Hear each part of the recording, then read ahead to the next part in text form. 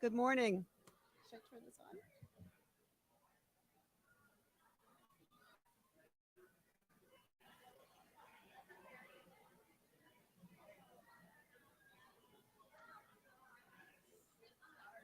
That's really weird. Hello.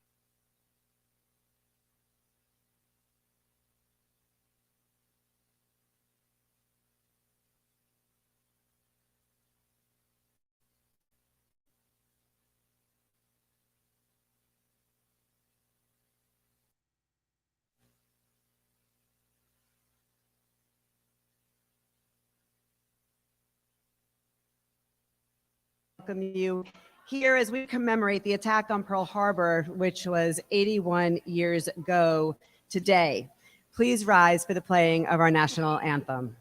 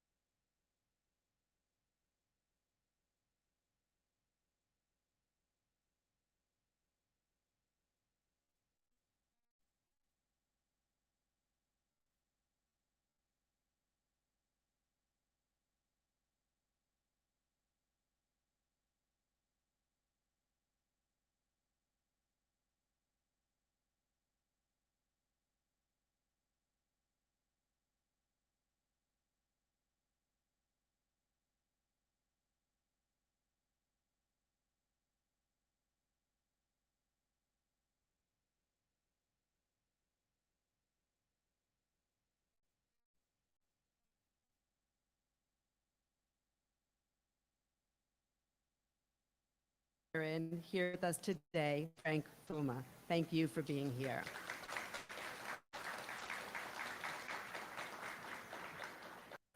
Brigadier General Beth Salisbury, we are honored to have you, Deputy Commanding General, Reserve's 99th Readiness Division. Thank you. I'd like to recognize, of course, our former crew members. Thank you for your service to our nation, for saving our ship through all its years of service, and for continuing to help inspire our future generations. Seeing you here is so important to us, and we're grateful for everything that you do. December 7th marks a pivotal day in our nation's history. The unprovoked attack of Pearl Harbor plunged our country into World War II, the most devastating conflict in history. That date of infamy cost 2,400 Americans their lives, just the first in a war that would ultimately claim more than 400,000 of our nation's men and women in uniform, and many millions more throughout the world. The Pearl Harbor attack 81 years ago forever changed the lives of so many, and it also changed our country. It brought together the American people into a nation wholeheartedly committed to victory in the Second World War. The attack severely damaged our Pacific fleet, but it could never, ever destroy our resolve, and in fact, it strengthened it, waking a sleeping giant and ultimately launching a superpower. The aftermath of the tragedy and devastation of Pearl Harbor is the story of unprecedented determination, ingenuity, and ultimately triumph. Despite the shocking human toll and the great military impact, the recovery effort and the massive mobilization began almost immediately. And within just 2 years, the vast majority of the ships sunk or damaged that day at Pearl Harbor were salvaged, repaired, and refloated, which is truly an engineering marvel, returning to battle and helping to defeat the Axis powers. It was the proverbial losing the battle, but winning the war. The American economy immediately shifted to war production. In industry after industry, astonishing feats of manufacturing were accomplished. By 1944, our nation was producing more than 100,000 aircraft annually, double what President Roosevelt had proposed. Shipyards throughout the country designed and built vessels of all types. Navy and civilian shipyards launched more than 87,000 naval vessels, from mighty battleships and aircraft carriers to landing craft, harbor patrol boats, and simple design Liberty ships. Within 3 years, the U.S. Navy had surpassed the combined strength of all other navies in the conflict.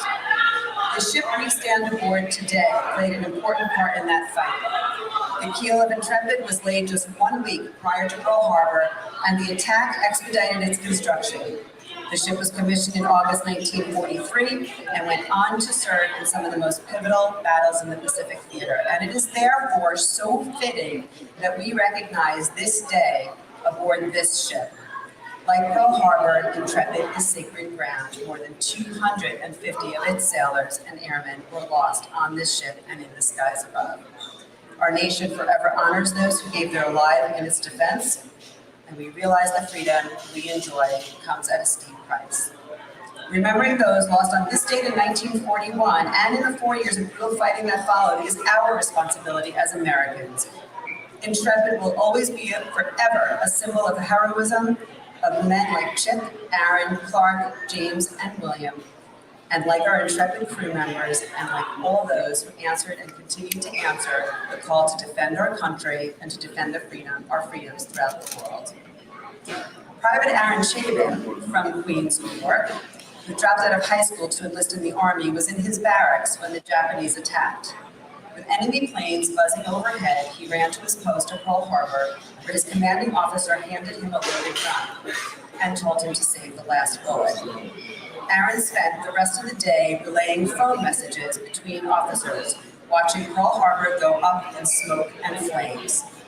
We were honored that he was able to share his account with us for so many years, and we are blessed to be joined today by his family. And with that, it is my privilege to introduce his daughter, Michelle, to offer some words about Aaron.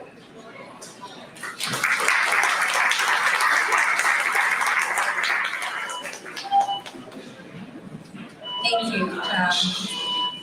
It is an honor for the Chabin family to be here today to honor my late father, Aaron Chabin, and the other servicemen and women who served at Pearl Harbor on December 7th, 1941. We thank everyone at the Intrepid Museum for organizing this event year after year. Not long ago, a friend of mine from college lost her mother. On Facebook, she posted, our peer group is becoming the senior generation. That hit me hard. Me, the senior generation, how did I ever get that old this fast? I've always looked to my parents' generation, the greatest generation, for guidance, to lead the way. But most members of the greatest generation are gone. Today, there are few Pearl Harbor survivors left to bear witness to history. So now it's up to me, and it's up to you, it's up to us, to bear witness and share the many lessons that Pearl Harbor taught us. Among those lessons are that isolation comes at a price. As much as we need to take care of our own needs and our own people, we can't simply wrap ourselves in bubble wrap all the time and forget that there's a world out there.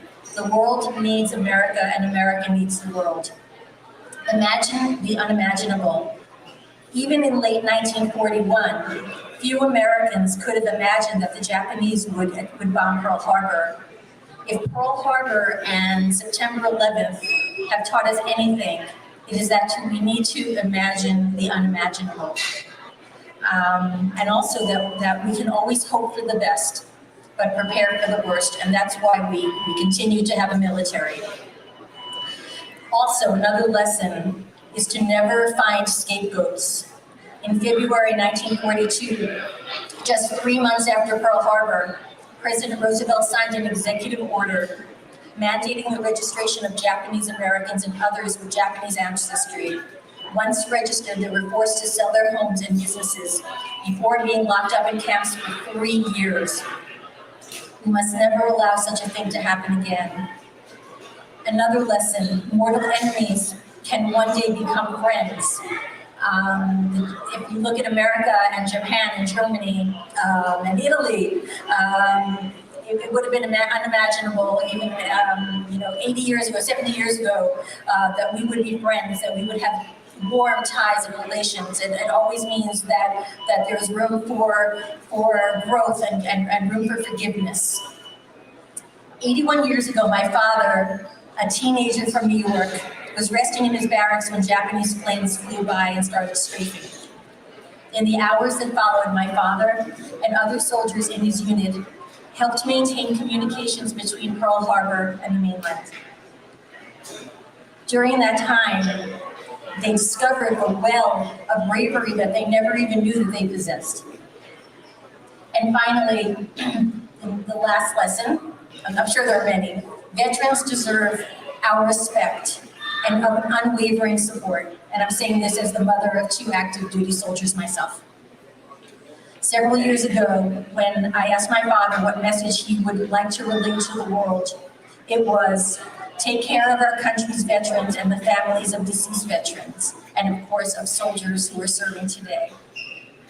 Today, the mission of the Intrepid Museum to educate and commemorate is more important than ever. I love it, the fact that there are millions of noisy kids here learning about our history.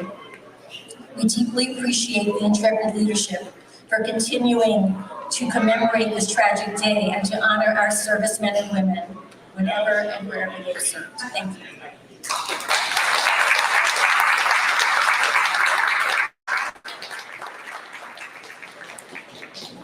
Michelle, thank you so much. He holds a special place in our heart always.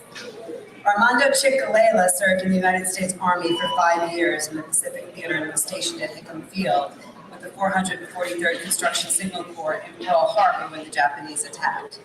Having survived Pearl Harbor, he then went on to Tinian and later participated in the Battle of Okinawa. He received several awards for his bravery and for his service and was honored with the Bronze Star for his courage during the Battle of Okinawa. To talk about his father's life and legacy, it's my privilege to introduce Michael Galela.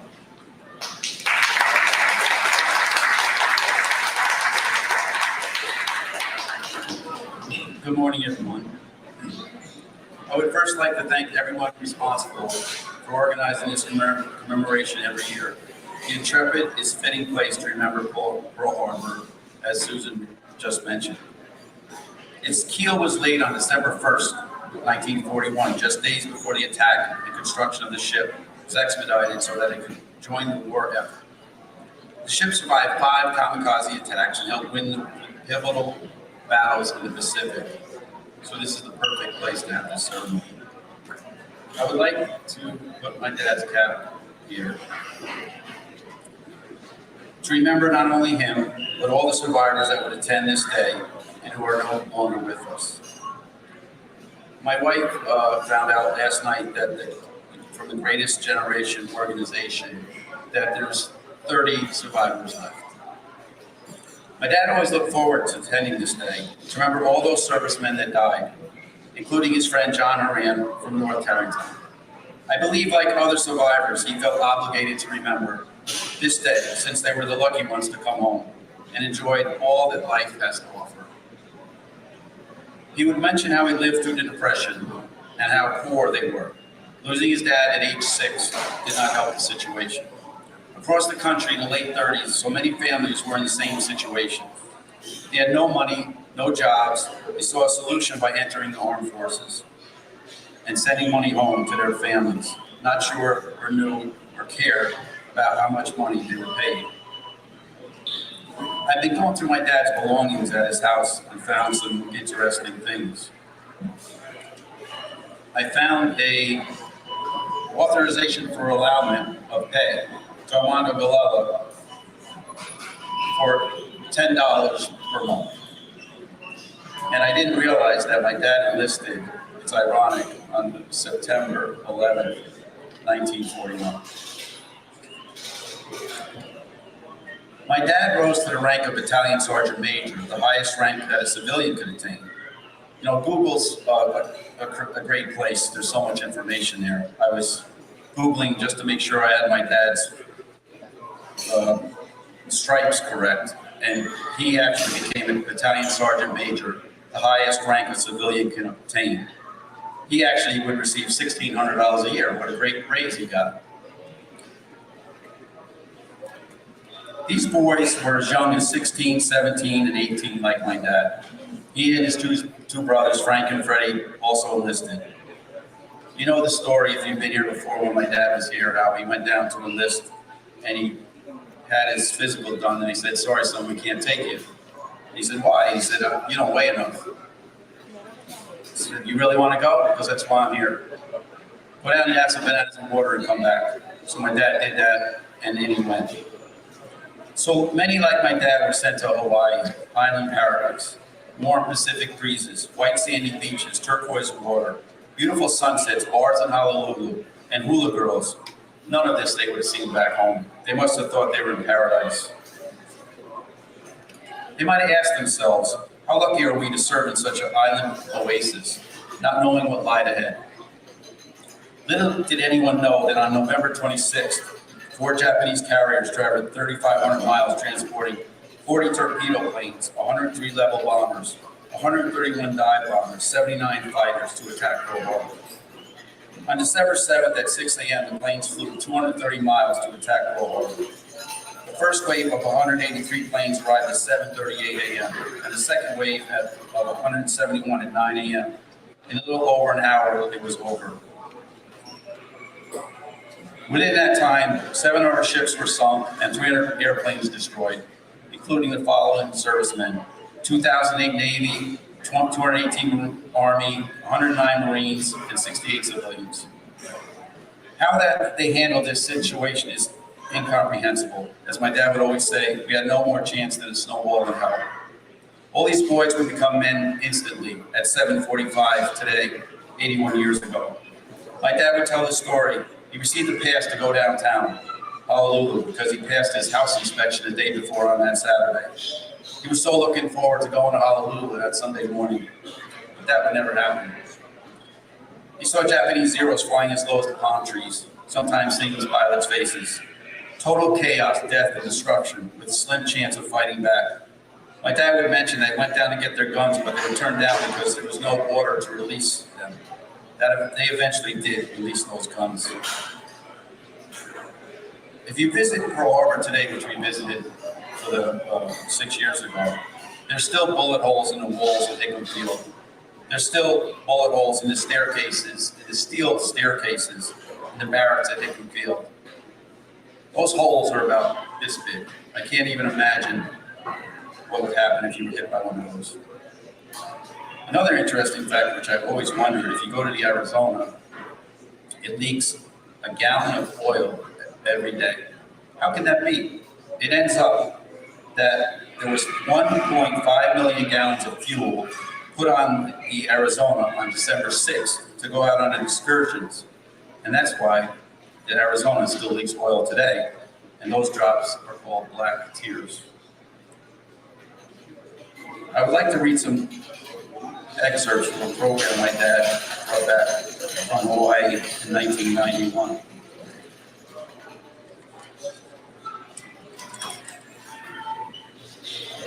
I uncovered the guns, but we didn't get off a single shot. The forward magazine exploded. I lost my clothes. It was blown into the handrail. My right kidney was torn, and I got bits of metal all over my body. Harvey L. Milborn from USS Arizona. I looked forward towards my brother's battle station, but realized Delbert was gone. The forward part of the Arizona was a raging inferno, intense with heat. I suppressed my personal grief and returned to assisting the wounded. Many people were blown to pieces and mangled. Others had their clothes burned off along with their hair, eyebrows, and eyelashes. This was quoted from John D. Anderson on the Arizona. The last one is from a nurse in the hospital. The high bombers came in later, but being so busy, there wasn't time for reaction. We all kept on working. The ward soon filled up to an eerie quiet descending as darkness fell. They were not prepared for this many casualties. The nurses were so overwhelmed that some of them thought to do the triage, they would actually use their lipstick to put M for morphine, C for critical, and F for fatal on their foreheads as each victim was brought in. The youngest victim on the Arizona was Charles E. Britton, a seaman second class at the age of 17. There also was a father and a son killed on the Arizona. Their last name was Free. The Japanese attack on Pearl Harbor was precise and timely, but was not totally successful. They missed the oil tanks, the ammunition sites, repair facilities, and not one U.S. aircraft carrier was present. And if anything else, as Susan also said, all they did was wake up a sleeping giant. I'm sure you have heard that before. It propelled us into World War II. My dad was emphatic about mentioning that freedom is not free. It was and it is a sacrifice every day. Every American must realize this. We must remember these servicemen not to die, that they did not die in vain. They died for our freedom. Let's all remember December 7th, 1941. Thank you for your time today, and God bless America.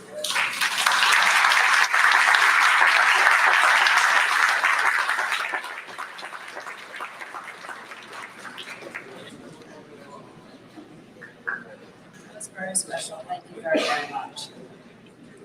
Our next speaker serves as Deputy Commander of the U.S. Army Reserve's 99th Readiness Division, whose mission is to provide programs and services that enhance readiness for mobilization and deployment of Army Reserve forces.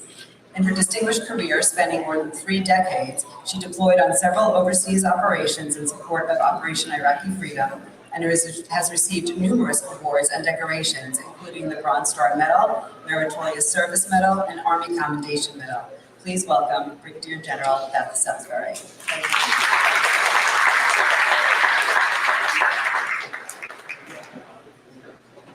you. Good morning, everyone. Thank you to all the family members who shared their stories today. Good morning, ladies and gentlemen, and thank you for giving me this opportunity to be part of this commemoration of one of the key events in our nation's history. I'd like to thank the Intrepid Sea, Air, and Space Museum for inviting me here today, and for their strong commitment to our veterans, especially through the Fallen Heroes Fund, which to date has provided more than $200 million in public donations to family members of killed and severely injured veterans. And if you've ever been to the Intrepid Centers in San Antonio or in DC, you would know what those look like. They're amazing. 81 years ago today, on a date which we all know will live in infamy, more than 2,400 Americans were killed and nearly 1,300 were wounded during the attack on Pearl Harbor. while 188 military aircraft and 9 Navy vessels were destroyed, with an additional 159 aircraft and 21 ships damaged. One of the most devastating losses was the USS Battleship Arizona, which exploded after its forward magazine was hit by an enemy shell, accounting nearly half the American lives lost in that attack. A very sombering event. I've been to the Arizona. It's very sombering and humbling to see and be there. That fateful day brought our country into the Second World War and forced more than 11 million of Americans, greatest generation, to put their lives on hold, say goodbye to their loved ones all in this room, and sail east and west from this nation's shores to face a two-pronged enemy attack that threatened our very existence. Some of these heroes who fought and bled for us are here today, and it's my privilege to say thank you to them and their family members. Thank you for your service and your sacrifice. We will be forever in your debt, and for it is due to your courage, fortitude, and vigilance that we continue to enjoy the blessings of our liberty today. The sacrifices made by these service members 8 decades ago foreshadowed the sacrifice being made every day to U.S. service members in defense of our freedom, and I wouldn't be here serving today without all of them. Our veterans' legacy of proud and honorable service lives on within the brave men and women who continue to wear this uniform. The conflicts in which our soldiers have served over the past 20 years began with a similar early morning surprise attack, but this time it was in the skies of Pennsylvania, at the Pentagon in our nation's capital, and at the World Trade Center less than 4 miles from where we now gather. Our current generation of service members provided the courage and resolve, often serving in harm's way to defend this nation, as their predecessors, like you, have done throughout our nation's history. At a time when less than 1% of eligible Americans volunteer to serve in the armed forces, we all owe a great debt to those who have served our country in uniform, both past and present. In the armed forces, our number one priorities are people who serve in uniform, and the fact that our entire force consists of only volunteers, like those during World War II, is a credit to Americans of all races, genders, and creeds. Regardless of where they're from or what they believe, our service members share a love of country and a sense of duty, which is unparalleled anywhere in the home or abroad. We all know too well that freedom isn't free, and the support of service members receive from their families and friends, communities, employers, and elected officials is vital to our success both on and off the battlefield. I want to thank you for all of you who have supported and continue to support America's sons and daughters who serve in the armed forces. They do so what they do for you, and they certainly could not do it without all of you. So please continue to support our soldiers, sailors, Marines, airmen, and Coast Guard as they continue to serve this great nation. We stand within the hallowed halls of this great fighting ship of World War II, the USS Intrepid, called the Fighting Eye. If you research the word intrepid, one of its many synonyms is dauntless, a word that is near and dear to our hearts in the United States Army Reserve at the 99th Readiness Division, which traces its lineage also back to the Second World War when it was called the 99th Infantry Division. Certainly all the men and women who fought and served 80 years ago in both the Atlantic and Pacific theaters of war could be called dauntless, fighting for their very lives and ultimately for our way of life. The bonds of our war veterans share can only be forged in the fires of combat and are something very few people will ever experience in their lifetimes, such as your father. They are truly a band of brothers and sisters, and no amount of time or distance can ever take that away from them. Thank you again for giving me this opportunity to be a part of the Pearl Harbor Day commemoration, and thank you all for supporting our troops who continue to wear this uniform and make sacrifices each and every day like they did way back in World War II and our Pearl Harbor Day. To our veterans, your valor can never be questioned, your patriotism can never be matched, and your sacrifice can never be repaid. Thank you for allowing me to be here today, and thank you all.